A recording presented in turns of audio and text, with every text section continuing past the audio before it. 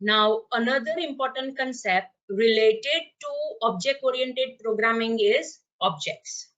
So, अब तक हमने students जो भी देखा, it was related to the class. कि class क्या है, right? Class हम कैसे create कर सकते हैं, class की syntax क्या है, उसके साथ हम कौन-कौन से keywords बना सकते हैं, and class के अंदर हम कौन-कौन सी entities define कर सकते हैं. And we have seen 4 different entities, that is fields, properties, methods and events, कि जो हम .NET के अंदर क्लास के अंदर डिफाइन कर सकते हैं. नाउ वी नो स्टूडेंट्स कि अगर हमें कोई क्लास को यूज करना है तो सिर्फ उसे डिफाइन करने से हम उसे यूज नहीं कर सकते, हमें वो पर्टिकुलर क्लास का वेरिएबल क्रिएट करना पड़ेगा. जैसे अगर हमें डेटा टाइप हम यूज करते हैं तो ऑब्वियसली वो पर्टिकुलर डेटा टाइप का हम वेरिएबल क्रिएट करते हैं and within that variable हम वैल्यूज असाइन करते हैं. Likewise class is also treated as a user defined data type, और अगर हमें कोई डेटा टाइप को यूज करना है तो उसके रिलेटेड हमें वेरिएबल्स डिक्लेयर करने पड़ेंगे and those variables are known as objects. Again, I repeat, those variables of the class are known as objects.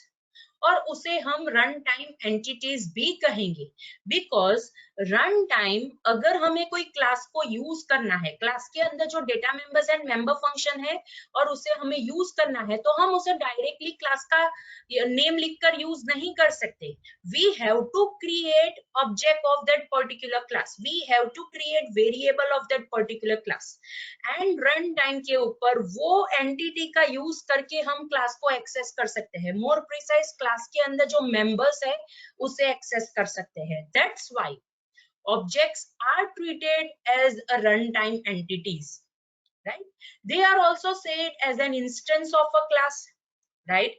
हम ऑब्जेक्ट्स कह सकते हैं, वेरिएबल्स कह सकते हैं, इंस्टेंस कह सकते हैं या फिर रन टाइम एंटिटी भी हम कह सकते हैं, right. So these are the different names which we can give to object. Okay. अगर मुझे ऑब्जेक्ट को आइडेंटिफाई करना है तो ऑब्वियसली मुझे यूनिक नेम यूज करना पड़ेगा. जैसे हम वेरिएबल्स के यूनिक नेम देते हैं, लाइकवाइज हमें ऑब्जेक्ट्स के भी यूनिक नेम देने पड़ेंगे, राइट. एंड ऑब्जेक्ट्स क्या रिप्रेजेंट करेंगे? Obviously they will represent particular instance of a class and हम एक ही क्लास के मोर देन वन ऑब्जेक्ट्स भी हम क्रिएट कर सकते हैं. सो इट डिपेंड्स कि हमें वो पर्टिकुलर क्लास को कैसे यूज करना है, कितनी वैल्यूज उसके अंदर असाइन करनी है, उस हिसाब से हम वो पर्टिकुलर क्लास का ऑब्जेक्ट बना सकते हैं. एंड इफ नीडेड हम एक से ज्यादा ऑब्जेक्ट्स भी हम क्रिएट कर सकते हैं. मोस्ट इंपॉर्टेंट थिंग, जितने भी हम ऑब्जेक्ट्स क्रिएट करेंगे, राइट, वो सारे ऑब्जेक्ट्स खुद के डेटा वो हैंडल करेंगे, राइट. अगेन आई रिपीट, जितने भी हम क्लास के ऑब्जेक्ट्स क्रिएट करेंगे वो सारे ऑब्जेक्ट्स खुद के डेटा वो होल्ड करेंगे या फिर हैंडल करेंगे, right. So here is the syntax कि हम कैसे ऑब्जेक्ट क्रिएट कर सकते हैं, right. So as you are able to see, first is attribute list, right.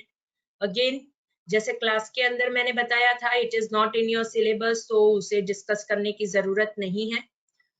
After that, access modifier, that is public, private, protected. अगर हम static बनाना चाहते हैं तो स्टैटिक कीवर्ड भी हम यूज कर सकते हैं. एंड शेयर्ड ऑब्जेक्ट्स बनाना चाहते हैं तो हम शेयर्ड कीवर्ड का भी यूज कर सकते हैं. ये सारी चीज हमने ऑलरेडी पढ़ ली है. After that, shadows is the keyword.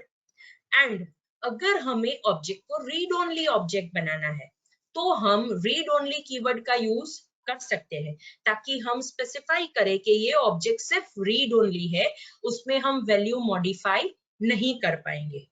Then dim is the keyword कि जिसका यूज करके हम ऑब्जेक्ट डिक्लेयर करेंगे, राइट.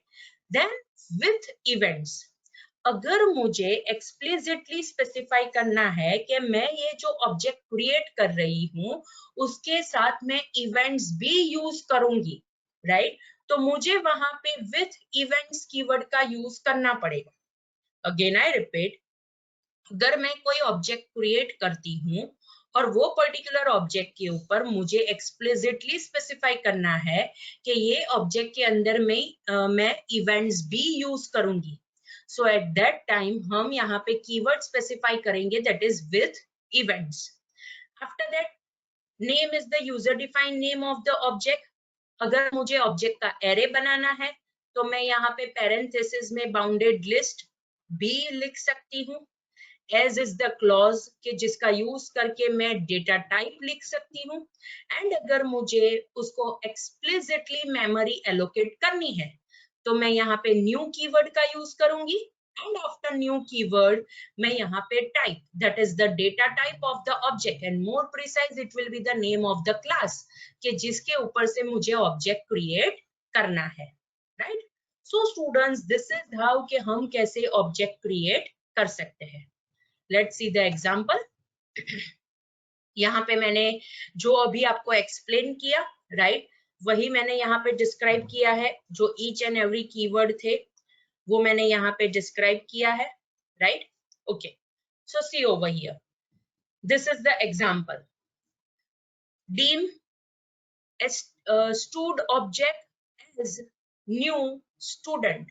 Over here obviously आपको पता है that student is the name of the class. Right. Student object that is stud object that is the name of the object के जो हम student का create करना चाहते हैं. And along with that we have specified new keyword मतलब explicitly इसे memory allocate होगी. Right. Okay. यहाँ पे हमने एक ही object बनाया है. यहाँ पे हमने array of object बनाए हैं. Again of the same that is student class. Right. लेकिन यहाँ पे हमने न्यू कीवर्ड नहीं लिखा है. इन शॉर्ट हमने एक्सप्लिसिटली स्पेसिफाई नहीं किया है कि मुझे मेमोरी एलोकेट करनी है. राइट. लेकिन अगर मुझे एरे बनाना है तो obviously I have to specify within parenthesis and वहां पे मैं लास्ट इंडेक्स नंबर आपको याद होगा इट इज vb.net. मैं यहाँ पे .net नहीं यहाँ पे vb.net है. राइट. एंड vb.net के अंदर जो हम पैरेंथेसिस में वैल्यू असाइन करते हैं that is the name of the last index. अगर हम उसे जीरो बेस एरे से कंसीडर करेंगे तो